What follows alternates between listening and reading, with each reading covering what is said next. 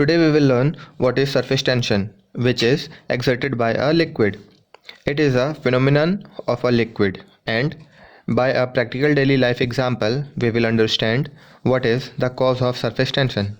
So coming to the point, surface tension is a property of a liquid by the virtue of which its exposed surface to the environment behaves like a stretched membrane. And we can also say surface tension is the tendency of a liquid surface to shrink into the minimum surface area possible.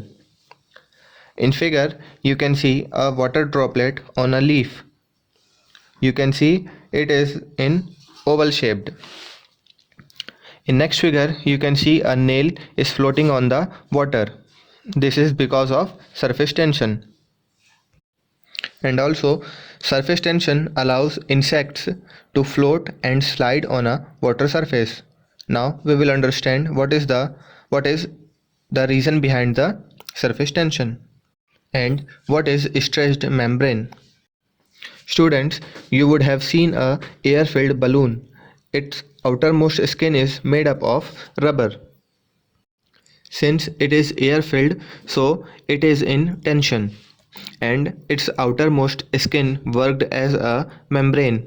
So same like that, suppose you are filling water in a container and top surface of this liquid is exposed to the environment. It will act like a stretched membrane. But what is the proof? A mosquito can be easily float over this. Listen, it is not the reason that density of mosquito is lower or higher. Mosquito floats over the water because it cannot tear the upper surface tension of the water. And students, note that it is not necessary to take only water. You can take any liquid. Now, to understand the reason behind surface tension, first we will understand these two forces. First, cohesive force, and second one is adhesive forces. We have already studied these forces in our previous lecture. Now, what is cohesive force? The attractive force between same type of molecules which bind them together are called cohesive force.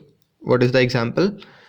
The force by which the molecules of chalk are bounded with together. And second example is the force between water droplets which keep it intact. Now students, as you know, chalk is made up of calcium carbonate. So what happens? The molecule of chalks are of same kind. All the molecules are stick with each other due to cohesive force. Similarly, you would have seen that water droplet or rain droplet, it comes in a form of spherical droplet. So what is the reason? The reason is all the molecules are of same type, so cohesive force works between them and it make droplets spherical or oval in shape. Now we will understand adhesive forces.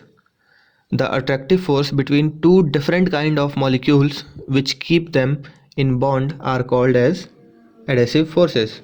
Now its example is the chalk molecules stick over the blackboard, and second is the water wets at surface. Now see, when we write on blackboard with the help of chalk, same molecules of chalk stick to the board because of adhesive force. Similarly, when water is applying on wall or any other clothes surface, you can take, so water is sticking to that surface and making the surface wet because of adhesive force. Now we will understand the reason behind the surface tension.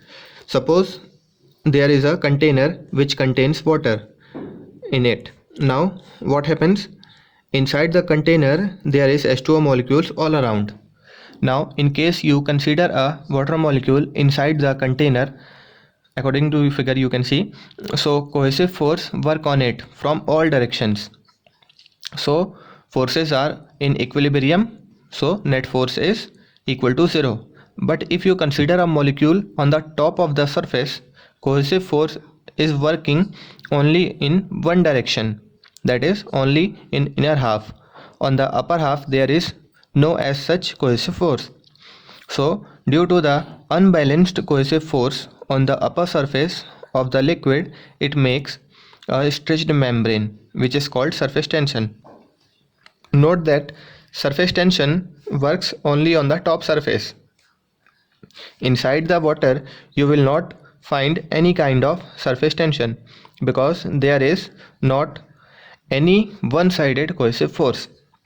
So this is the reason of surface tension. So now we can say surface tension is the reason behind the various examples.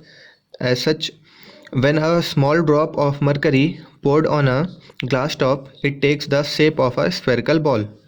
Similarly, when a drop of water is poured on a glass top, it takes an oval shape.